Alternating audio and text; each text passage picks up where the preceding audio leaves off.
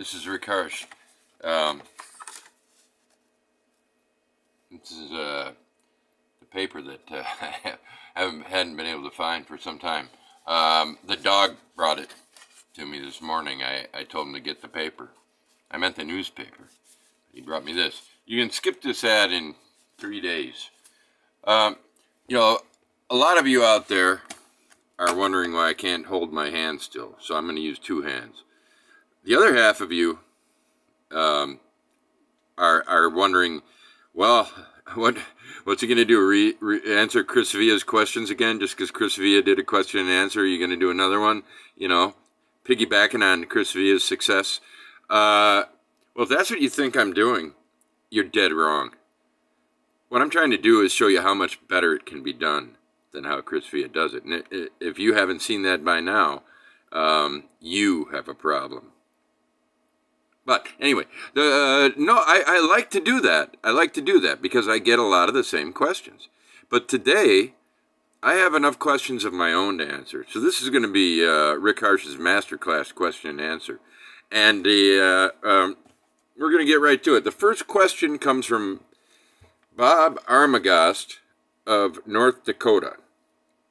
Bob writes, Rick, I live in North Dakota. I've done a lot of things in my life. Never been much of a reader. I'd rather listen to a book than read one. Never been much of a writer. Never written anything except maybe a thank you card. I'm in my 50s. Exact year is not your business. But I'm thinking, given this background, should I become a writer? Oh, yeah. Yeah, Bob. Absolutely. I think you've got all the prerequisites for a masterpiece. The very lack of ambition is right there going to put you ahead of 97% of all writers. The lack of precognition, which I presume is going to put you ahead of at least 3% of writers. Now, some of them may overlap, but it may be all writers. So you may have the best book in you of all people in the United States, and I don't think anything should get in your way. Now, interestingly, let me just allude to one question Chris Villa answered, and that was, I don't remember what the question was, but he mentioned that his favorite book by a U.S. American writer was Moby Dick. That's my favorite too. So I was happy to hear that. Well, it's been a long time since Melville wrote Moby Dick. It's time for someone to do better. And if that's not you, Bob Armagast of North Dakota, I don't know who it is. Okay, thanks. Let me know if I answered it well enough to your taste. Their follow-up questions are fine. All right. Second question. This is also from Bob Armagast. How has literature affected your life? It's ruined it, Bob. I have spent my whole adult life writing and essentially failing in more ways than one. I mean, the only way to tell if I have succeeded is if a book of mine gets out to major critics and they're in some agreement that I've done really something wonderful. I've always wanted to write the Heart of Darkness for the 21st century, something that good. I aspire to great writing. There is no question whether I've succeeded in writing words. I have. I've been a massive success in that. I'm one of the most successful writers of words. I've written words, many words. But I'm a failure as a writer. It's caused me nothing but grief. It's cost me a great deal of time. Reading, you got to read if you're going to write. And, all that time I could have been, I don't know, what are you doing, Bob? I probably would be having a hell of a lot more fun up in North Dakota. Hanging out with you or replacing you and you replace me, that deal is open anytime. We'll exchange pictures of our wives and everything, whatever you want. I think I have to give an honest answer to that.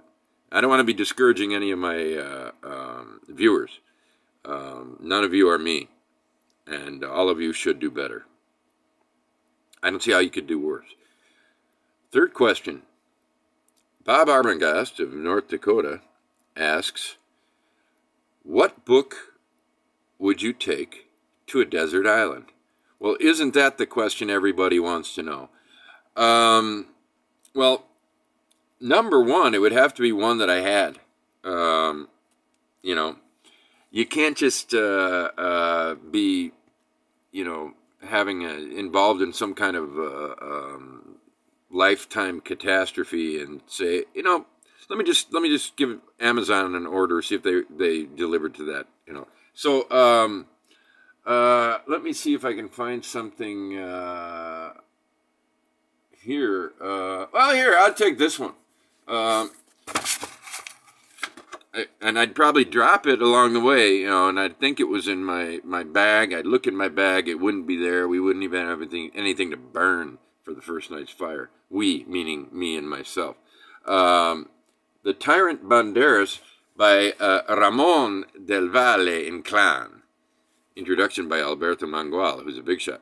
Why would I take this? I haven't read it yet, and I don't know why. I really want to read this book, and I haven't. So, why not take something I haven't read? Question 4. There's only 5 questions, so we're almost done. Does not showering make you a better writer? Bob. All right, I didn't shower today, but I changed my shirt at least. I think that's what you're getting at. You see me in the same shirt every day, and you're assuming that I'm not showering. Well, I can shower, and